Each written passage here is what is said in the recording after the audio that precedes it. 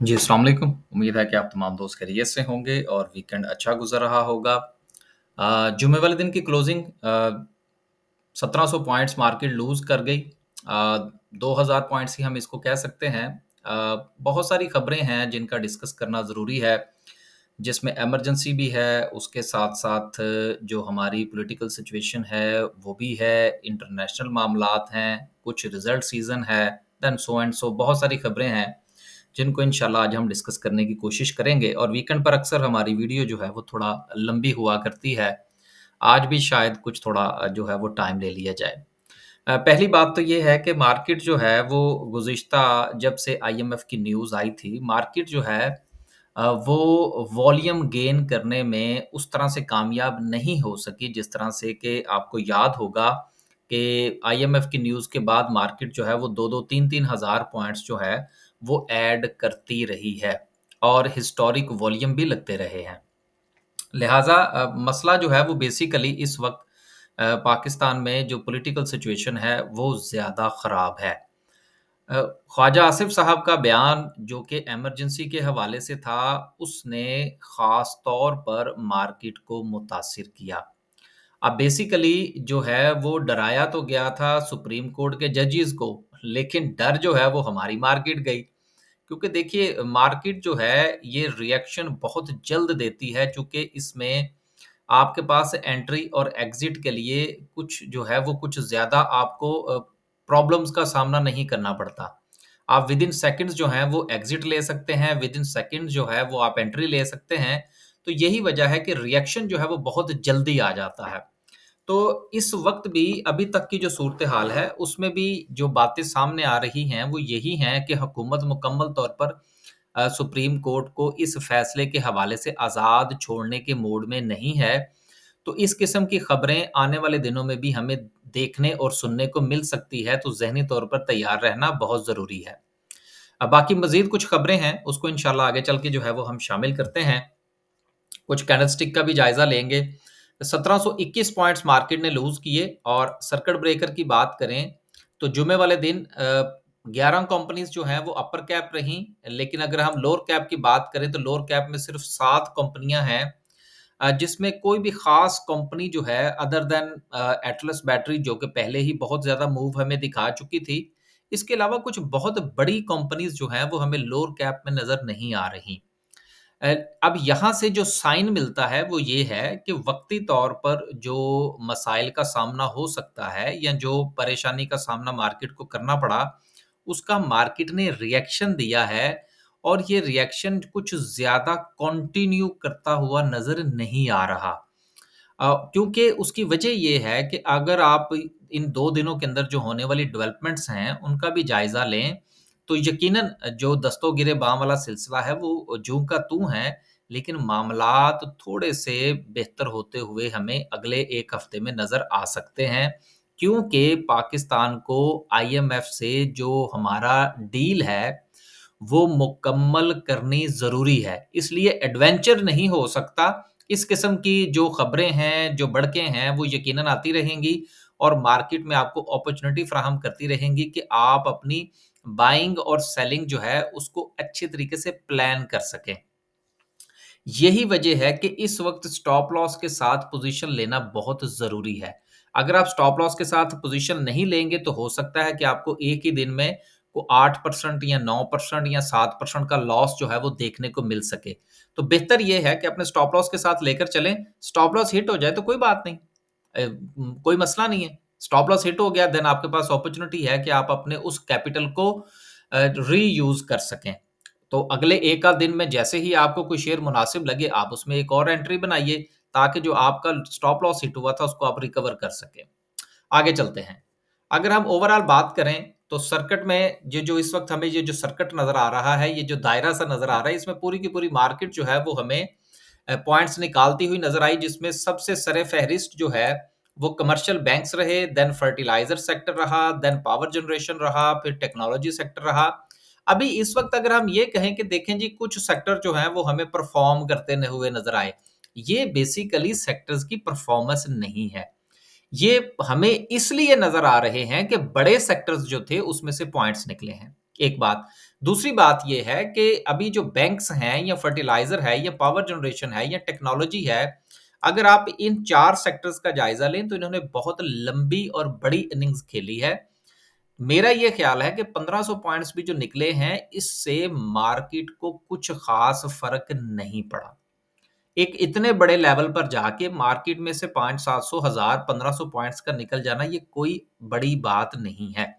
तो आने वाले दिनों में ये रिकवर करती हुई आपको मार्केट ना सिर्फ के नज़र आएगी, बल्कि इससे ऊपर भी आपको जो है ये परफ़ॉर्मेंस दिखाएगी।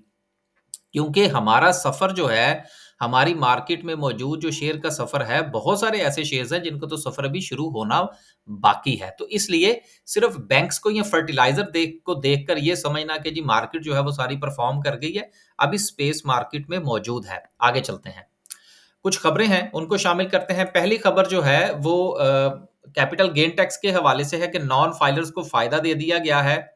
और वो नॉन फाइलर्स के जिन्होंने जो सिक्योरिटीज़ खरीद रखी थी और वो 2024 के जो हमारा जो फाइनेंशियल ईयर था वो चूँकि ख़त्म हो चुका, तो उस तक के जो सिलसिले हैं वो उसी तरह से कंटिन्यू करेंगे कि जिस तरह से प्रीवियसली थे और उनके ऊपर जो स्लैब्स थी वो उसी तरह से ही कंटिन्यू रहेंगी, जहाँ पर इनको 6 साल या उससे ज़्यादा की जो होल्डिंग होगी 6 साल से ऊपर की, वहाँ पर उनका जो टैक्स है वो 0-0 ही कंसीडर होगा।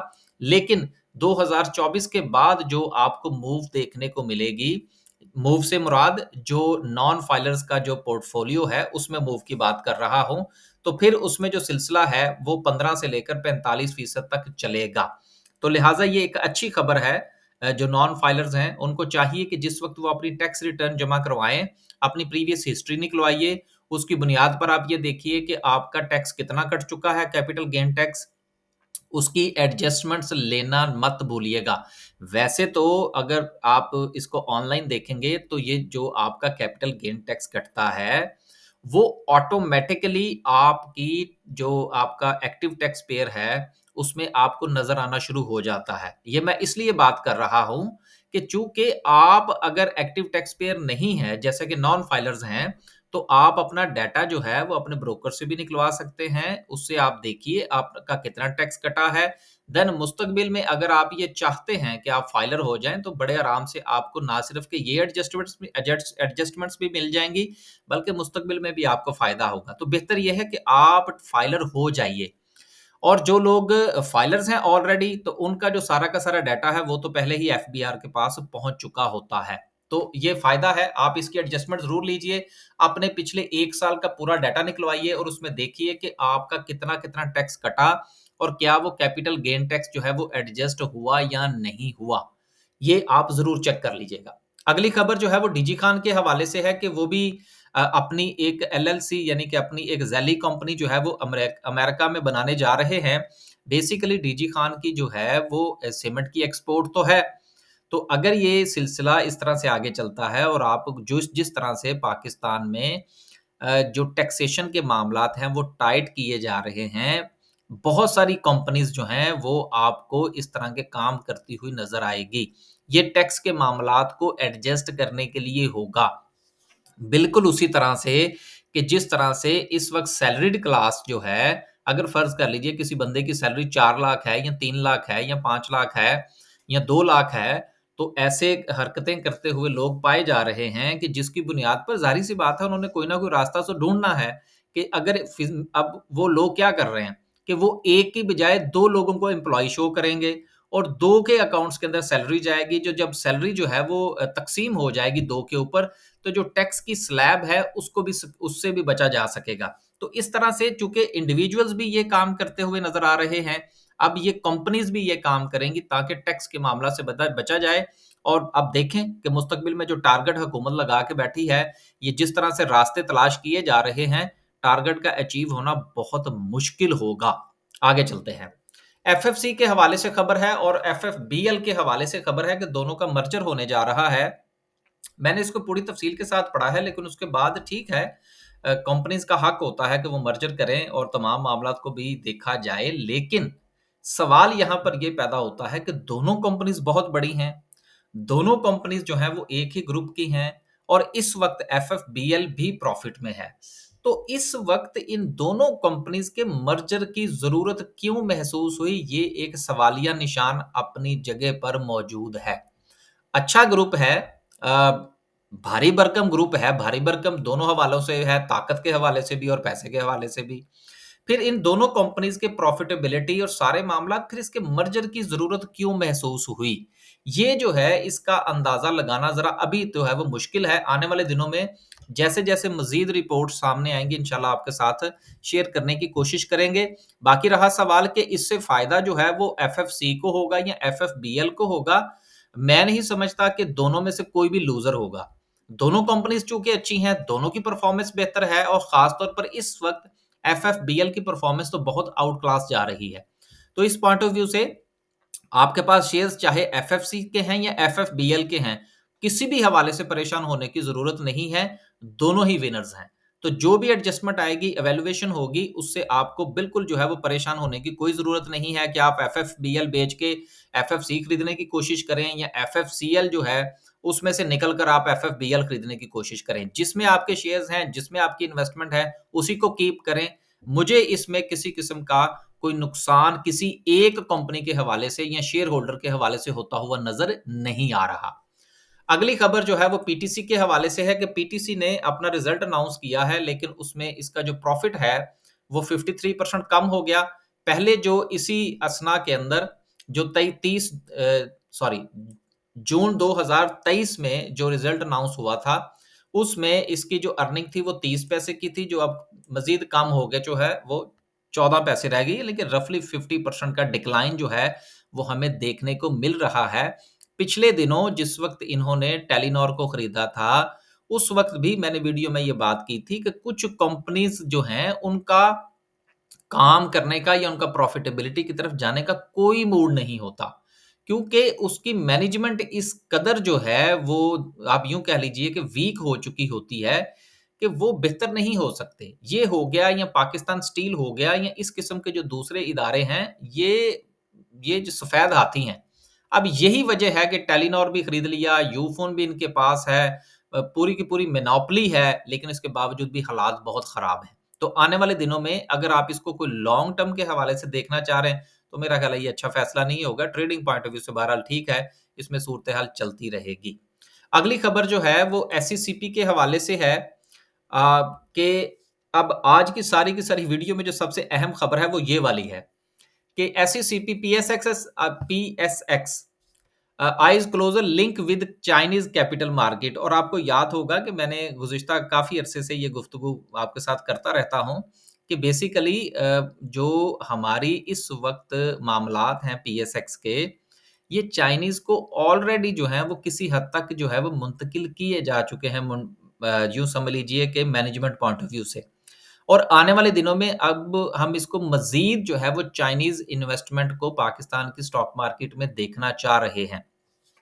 यहाँ पर आप एक चीज़ जो है वो मैं पहले भी कह चुका हूँ, अब मैं फिर दोहराए देता हूँ कि आने वाले दिनों में पाकिस्तान की जो मार्केट होगी वो बहुत ज़्यादा वोलेटाइल होगी। बहुत ही ज़्यादा उतार-चढ़ाव आपको मार्केट में देखने को मिलेगा। सर्किट ब्रेकर की जो परसेंटेज में इज़ाफ़ा हुआ है वो अपनी जगह पर मौजूद है। लेकिन इसके अलावा जो चाइनीज़ हैं, ये बड़े मास्टरमाइंड होते हैं बाइंग सेलिंग के हवाले से। और अगर हम यूके की बात करूँ मैं आपको यहाँ पर, तो यहाँ पर जो मुख़्तलिफ़ किस्म की जो बेटिंग है, जो शॉप्स हैं, जहाँ पर जाके आप बड़ा फ्रीली जुआ खेल सकते हैं, वहाँ पर कॉपी पेंसिल लेके जो लोग अंदर बैठे हुए हिसाब-किताब लगा रहे होते हैं, उसमें मेजॉरिटी चाइनीज़ की होती है। तो मैं ये आपको इसलिए ये बात कर रहा हूँ कि चाइनीज़ इन्वेस्टमेंट जैसे-जैसे पाकिस्तान की स्टॉक मार्केट में बढ़ेगी, आपको मार्केट में बहुत सारी तब्दीलियाँ रूनुमा होती हुई नज़र आएँगी। बहुत ज़्यादा उतार-चढ़ाव देखने को मिलेगा, तो अपने आप को ज़हनी तौर पर तैयार रखिए। और ये जो हम बात करते हैं या हम ग्रुप्स में भी ये कहते हैं, कुछ हमने ट्रेडिंग रूल्स बना रखे हैं, बेसिकली वो भी इसी चीज़ की कड़ी होती है कि हमने मार्केट में रहना है और मार्केट में रहने के लिए आपको स्ट्रैटेजी बनानी पड़ेगी और उसको फॉलो करना पड़ेगा, ख़ास तौर पर स्टॉप लॉस के हवाले से। तो ये सबसे इम्पोर्टेंट खबर है, जो मैं समझता हूँ कि हर इन्वेस्टर को इस हवाले से पता होना चाहिए कि आने वाले दिनों में क्या हो सकता है। आखिरी खबर जो है, वो आईपीपीज़ के हवाले से है और आप ये देख रहे हैं कि गुज़िश्ता काफ़ी दिनों से लगातार आईपीपीज़ के हवाले से प्रेशर बढ़ाया जा रहा है और इजाज़ गौहर साहब जो हैं, वो मुसलसल बात कर रहे हैं कि जी आईपीपीज़ जो हैं, वो इस मुल्क को लूट रहे हैं। अब देखिए इस खबर को आप 2 तरीकों से देख सकते हैं, लेकिन जो मैं जिस तरीके से देखने की कोशिश कर रहा हूँ वो ये है कि अब जब प्रेशर बिल्डअप होगा कि जी देखें जी ये खा गए, खा गए, खा गए, तो फिर फैसला क्या होगा जी इनसे जान छुड़ाई जाए। तो जान कैसे छुड़ाई जाएगी? इनको पेमेंट करके। तो आप बात को समझें, बाज़ औक़ात हमें दिखाया कुछ और जा रहा होता है, लेकिन उसकी हकीकत कुछ और होती है। दिखाया हमें ये जा रहा है कि जी आईपीपीज़ के हवाले से प्रेशर जो है वो बिल्डअप हो रहा है, लेकिन असल में बात ये है कि उसको उनको पेमेंट्स करवाई जाएँगी। ये जो ज़ुबान बोली जा रही है आईपीपीज़ के खिलाफ, ये बेसिकली उनके खिलाफ नहीं है, ये उनके हक में है। चूँकि हुकूमत ने सर्कुलर डेट भी खत्म करना है, उसके हवाले से पेमेंट्स भी करनी है, आईएमएफ भी यही चाहता है। अब लोगों का प्रेशर भी होगा, तो फिर हुकूमत कहेगी चलें जी ठीक है जी, हम इनको पेमेंट्स करते हैं, किसी न किसी हवाले से और फिर इनके साथ हम इसको रीनेगोशिएट करते हैं। अब इस तरह से हुकूमत भी विन-विन सिचुएशन में आ जाएगी कि देखें जी हमने जो है वो उनके साथ रीनेगोशिएट कर लिया। लेकिन रीनेगोशिएशन करने के लिए खास तौर पर जो डोमेस्टिक है मैं उनकी बात कर रहा हूँ, इंटरनेशनल के साथ तो आप रीनेगोशिएट नहीं कर सकते, लेकिन उनको पेमेंट तो करना पड़ेगी। तो जब पेमेंट होगी तो फिर उनके शेयर्स परफ़ॉर्म करेंगे।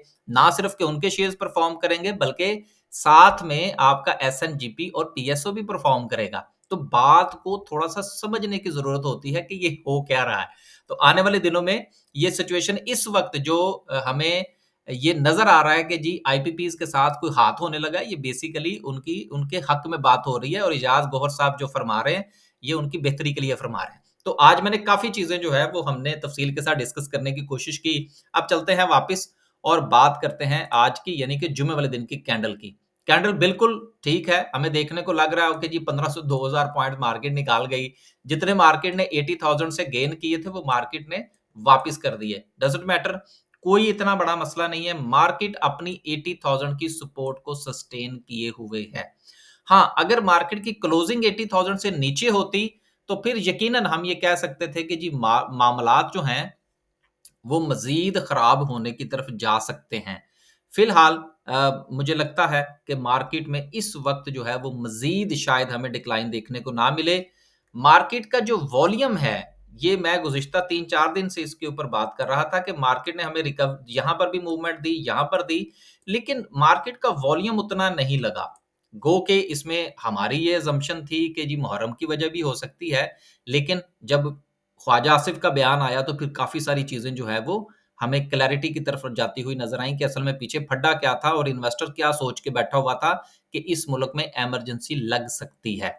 इस वक़्त अगर हम बात करें सपोर्ट या रेजिस्टेंस की तो उसके लिए इसको पहले हम आवरली लेकर जाएँगे और आप ये देख सकते हैं कि आखिरी घंटे के अंदर हमें मार्केट के अंदर जो है वो एक अच्छी रिकवरी देखने को मिली है और ये सपोर्ट के लेवल पर मिली है। देन इससे पहले भी मार्केट जो है वो हमें रुकती हुई नज़र आई, जिसमें 1 घंटा ये वाला, देन ये वाला और यहाँ पर भी मार्केट ने थोड़ा-सा रुकने की कोशिश की और देन मार्केट ने 80,000 को सस्टेन किया। इस वक़्त अगर हम सपोर्ट और रेजिस्टेंस की बात करें तो राइट एट द मूवमेंट जो है वो मार्केट जहाँ पर खड़ी है, ये मार्केट की एक टेम्परेरी सपोर्ट हो सकती है, जहाँ से मार्केट हमें वापस मूव बैक करती हुई नज़र आएगी। बेहतर जो अच्छी जो सपोर्ट है वो 78,000 की है। लेकिन वहाँ पर जाने से पहले मार्केट को एक मूव जो है वो हमें इस तरह से दिखानी होगी, जिसमें हमें मार्केट का एक रिकवरी स्ट्रक्चर नज़र आएगा और इस रिकवरी स्ट्रक्चर में वॉल्यूम बहुत सिग्निफिकेंट होगा। अगर वॉल्यूम जो है वो यहाँ पर मार्केट को सपोर्ट कर गया, तो देन शायद मार्केट का ये स्ट्रक्चर जो है, ये हमें देखने को ना मिले और यहाँ से मार्केट जो है वो अपने प्रीवियस हाई की तरफ वापस लौट जाए, जिसके चांसेस अपनी जगह पर मौजूद है। ये तो बात हुई इंडेक्स के हवाले से। जहाँ तक रहा सवाल इंडिविजुअल शेयर्स का, इंडिविजुअल शेयर्स में स्टॉप लॉस के साथ पोज़ीशन लेने में कोई मुज़ायका नहीं है। मार्केट को कोई इतना बड़ा खतरा लाहक नहीं है कि जितना हम ये सोच रहे हैं कि मार्केट ने 2000 पॉइंट निकाल दिए, तो अब पता नहीं क्या हो जाएगा। कुछ नहीं होगा। आईएमएफ का प्रोग्राम हमने लेना है, उससे पहले एडवेंचर नहीं हो सकता। एडवेंचर अगर होगा, तो वो सितंबर के महीने में होगा। इजाज़त दीजिए। अल्लाह हाफ़िज़।